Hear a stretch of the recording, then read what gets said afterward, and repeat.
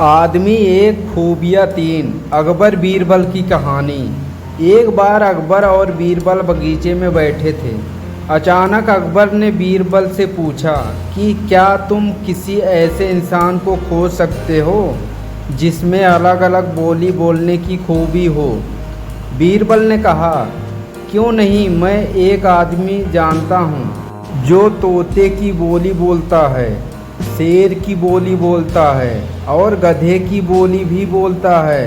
अकबर इस बात को सुनकर सोच में पड़ गए। उन्होंने बीरबल को कहा कि अगले दिन उस आदमी को पेश किया जाए। बीरबल उस आदमी को अगले दिन सुबह दरबार में ले गए और उसे एक छोटी बोतल शराब पिला दी।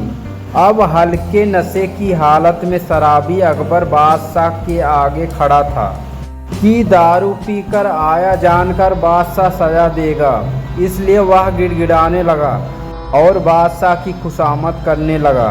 तब बीरबल बोले, हुजूर, यह जो सजा के डर से बोल रहा है वह तोते की भाषा है। उसके बाद बीरबल ने वही उस आदमी को एक और शराब बोतल पिला दी। अब वह आदमी पूरी तरह नशे में था। वह अकबर बादशाह के सामने सीना तान कर खड़ा हो गया। उसने कहा कि आप नगर के बादशाह हैं तो क्या हुआ, मैं भी अपने घर का बादशाह हूँ। मैं यहाँ किसी से नहीं डरता हूँ। बीरबल बोले कि हुजूर, अब शराब के नशे में निडर होकर यह जो बोल रहा है यह शेर की भाषा है।